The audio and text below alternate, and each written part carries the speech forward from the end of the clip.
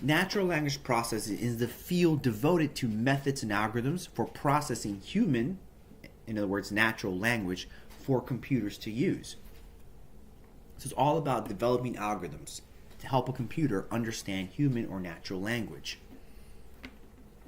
Now, natural language processing, often abbreviated as NLP, is a large discipline, the large different fields and subfields. Of course, we're not going to be able to talk about it. It can be a whole course on its own.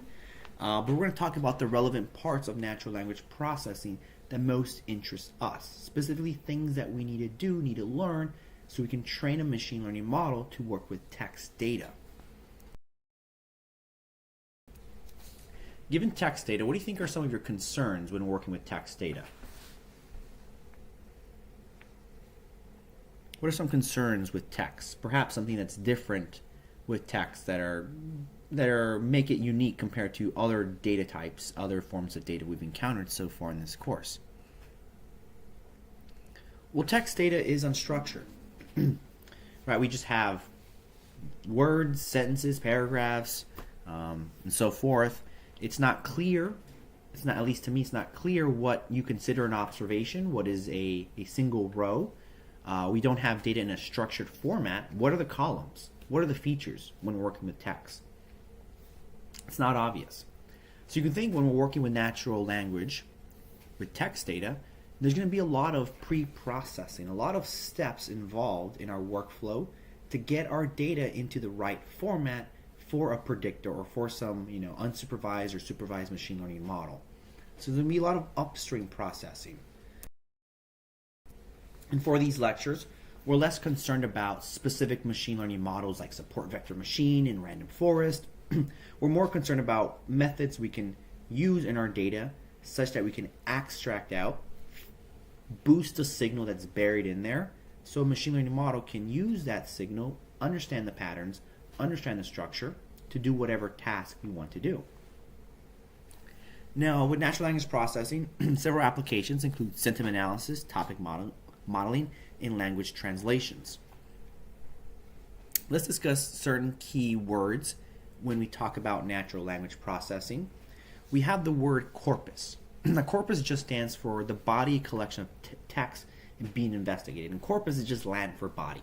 So it's our collection of text. So you can think of it as a data set we'll be working on. Within the corpus, a corpus is composed of multiple documents, and documents are going to correspond to the unit of analysis. What are we going to consider a single observation? Let's go ahead and give examples to flesh out these two words. Let's say we're trying to do some sort of analysis with tweets. So we have a whole big pile of tweets. That's going to be our corpus, our body of text. In this example here, we can go ahead and call each tweet a document. And I know we use the word document in everyday life to refer to something else, perhaps maybe multiple pages of something, but in natural language processing, the document is simply a single unit of analysis, a single observation. One tweet, one observation. Perhaps we are working with Wikipedia articles. So our corpus is just a stack of different Wikipedia articles. In that situation, we have to decide what is going to be our documents, what's going to count as a single observation. We have more freedom here, but perhaps whatever we're trying to do, it makes sense to set a different article as a different document. So a different Wikipedia page as a document in our analysis. Or maybe in this situation, it makes sense to use paragraphs as our documents, or even use sentences as documents. So you have to decide. You have some freedom of what should be the document size. Of course, certain problems, it's more obvious what should be the document. For the examples of tweets, it makes more sense to go ahead and use each tweet as a document. But in this example here, working with Wikipedia articles, it's not so obvious. It depends what we want to do. We have to consider those trade-offs, and we'll consider that later on. You can think of if we have a very small document, in other words, we have sentences as documents, and we can have a large number of observations, but perhaps those sentences are very short. They don't have much signal in them, so that could be a downside. So we have to figure out that trade-off. What if we're analyzing the Iliad, so the epic by Homer? And let's not worry about translations, ancient Greek and whatnot. But let's say we're analyzing the Iliad with a certain translation. There, what could be our documents? So our text, our corpus, our body of text would be the entire document of the Iliad. In this case, documents, as before, we have to set what makes sense for analysis as documents. Perhaps paragraphs, a couple sentences, maybe even down to a sentence.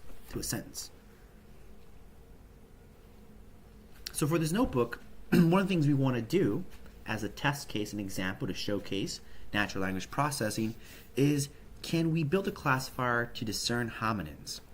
Words that are spelled the same but have different meanings. Things like the word Python. Can we train a classifier to discern the word usage of the word Python? Does it refer to Python, the programming language, or are we talking about a Python, the animal? So that's our test case we'll explore in this notebook. We'll explore the different techniques we can use when we're working with text.